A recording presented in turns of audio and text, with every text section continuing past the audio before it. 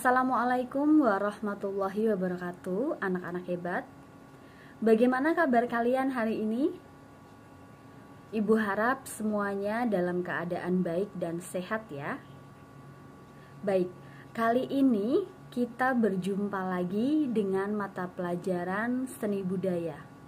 Lebih spesifiknya yaitu seni rupa.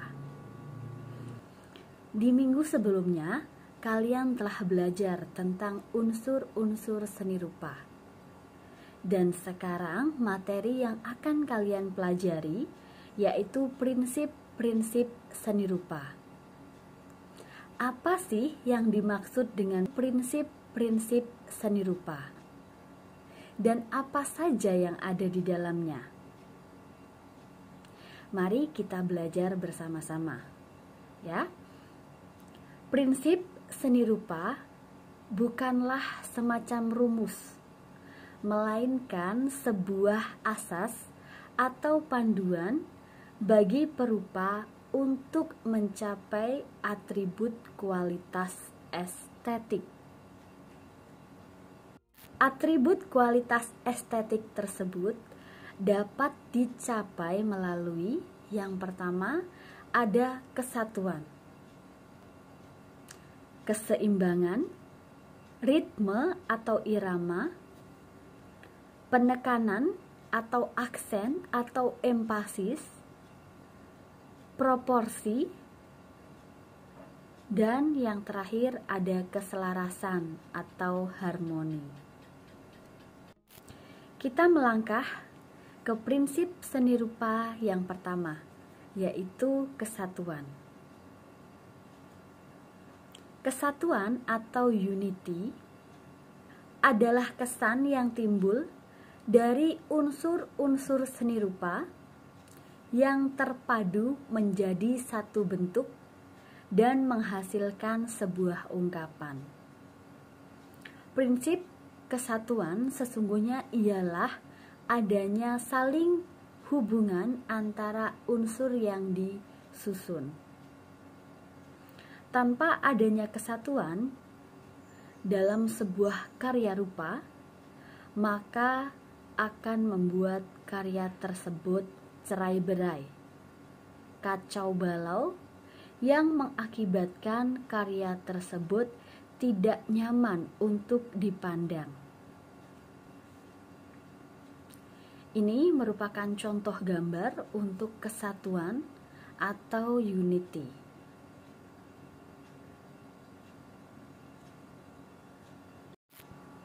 Selanjutnya, prinsip yang kedua yaitu ada keseimbangan atau balance. Keseimbangan atau balance ini memiliki peran penting dalam seni. Dan keseimbangan dapat dicapai dengan mengatur letak unsur-unsur hingga terasa tidak berat sebelah antara bagian yang satu dengan bagian yang lain. Dalam karya seni rupa 3 dimensi, keseimbangan nyata karena susunan bentuknya, garisnya, teksturnya, ataupun warnanya. Sedangkan pada karya seni rupa 2 dimensi, yaitu keseimbangan semu.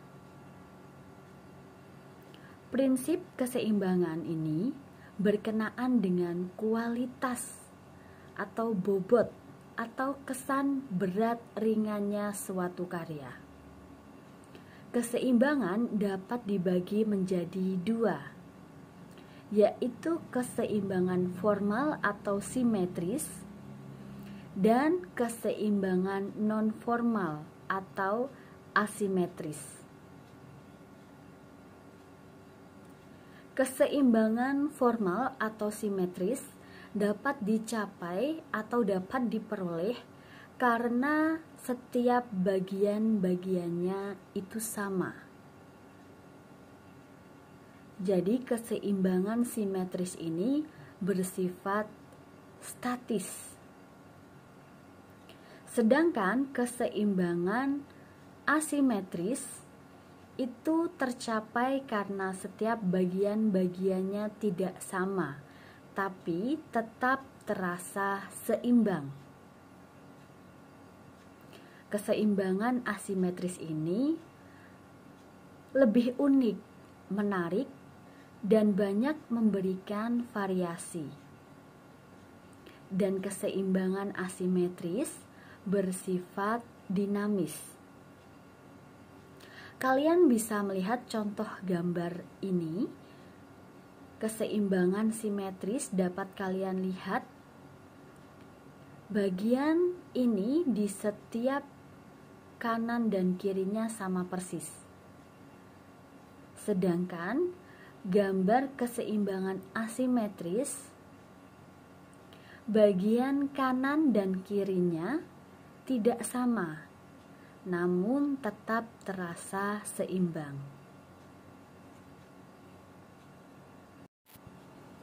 Prinsip yang ketiga yaitu ada irama atau ritme. Irama atau ritme itu tidak dapat kita pegang, tetapi dapat kita rasakan. Irama dapat terbentuk karena pengulangan atau repetition dan gerakan atau movement. Dan pengulangan dibuat melalui warna, bidang, bentuk, garis maupun tekstur. Pengulangan unsur bentuk jika diletakkan di tempat yang sama maka akan terlihat statis. Berbeda dengan irama harmonis, maka akan menghasilkan nilai estetika yang unik. Terdapat 3 kemungkinan terciptanya irama, yaitu 1 karena pengulangan unsur, yang kedua karena perbedaan ukuran, dan yang ketiga karena perbedaan jarak. Irama karena pengulangan unsur akan memberikan kesan monoton dan statis, seperti yang nampak pada gambar ini. Sedangkan irama karena perbedaan ukuran dan jarak akan memberikan kesan dinamis dan memberikan kesan gerak bervariasi.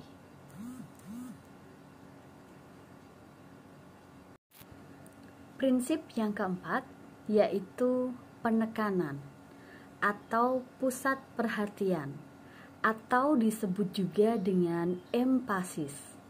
Prinsip seni rupa ini juga disebut dengan prinsip dominasi, yaitu usaha untuk menampilkan bagian tertentu dari karya seni rupa sehingga terlihat menonjol, atau gampangnya terlihat berbeda dengan bagian yang lain di sekitarnya. Empasis dapat dicapai atau bisa dilakukan dengan cara mengatur posisi warna, ukuran, dan unsur lainnya. Seperti yang nampak pada gambar ini, sebagai contoh, pusat perhatian atau empasis terletak pada bagian tengah, yaitu lingkaran kembang api yang menyala, paling terang dengan bentuk bulat, dan berbeda dengan bagian lain yang ada di sekitarnya. Prinsip seni rupa yang kelima yaitu ada kesebandingan atau proporsi. Prinsip ini berfungsi untuk membandingkan bagian satu dengan bagian lainnya sehingga terlihat selaras dan enak dipandang. Besar kecil, panjang pendek, luas sempit, tinggi rendah, adalah masalah yang diatur oleh prinsip kesebandingan atau proporsi ini. Contoh mudahnya yang bisa kita jadikan gambaran yaitu ketika akan membuat lukisan tubuh manusia. Maka bagian tubuh kita ambil contoh yaitu wajah. Maka ukuran antara alis, mata, hidung harus seimbang sesuai dengan ukuran atau skala bentuk aslinya. Prinsip yang terakhir yaitu keenam, ada keselarasan atau harmoni.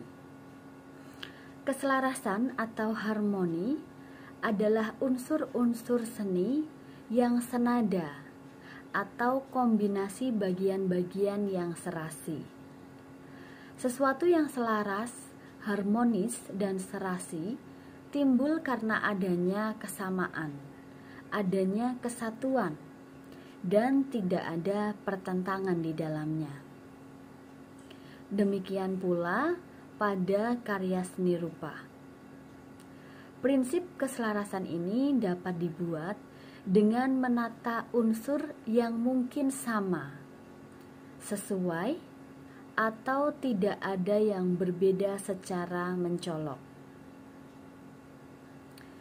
Contoh, bidang lingkaran akan lebih selaras jika dipadukan dengan garis lengkung daripada lingkaran dipadukan dengan garis lurus. Atau contohnya lagi, warna yang tidak berbeda secara mencolok dengan gradasi warna pastel atau warna-warna senada akan selaras. Berbeda jika saling dipadukan dari warna yang kontras, maka tidak jarang akan membuat mata jadi sakit. Baik, itu tadi materi tentang prinsip-prinsip seni rupa.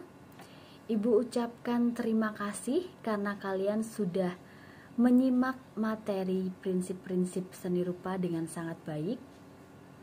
Sebelum kalian mengakhiri menonton video ini, silahkan kalian buka buku tulis kalian dan jawab pertanyaan di bawah ini. Yang pertama, yaitu sebutkan jenis keseimbangan. Yang kedua, sebutkan 3 dari prinsip seni rupa. Yang ketiga, prinsip yang bertanggung jawab membandingkan bagian satu dengan bagian lainnya sehingga terlihat selaras atau enak dipandang, berhubungan dengan besar kecil, tinggi rendah, jauh dekat, atau luas sempitnya objek pada sebuah karya seni disebut prinsip apa. Yang keempat, silahkan lihat gambar di atas. Gambar tersebut merupakan penerapan prinsip apa?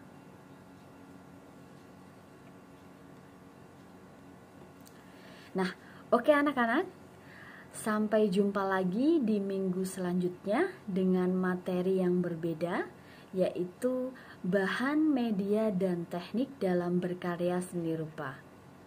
Jangan lupa like dan subscribe video dan channel ini agar kalian dapat notifikasi untuk materi yang akan kalian pelajari selanjutnya. Selalu semangat dan jaga kesehatan kalian. Wassalamualaikum warahmatullahi wabarakatuh.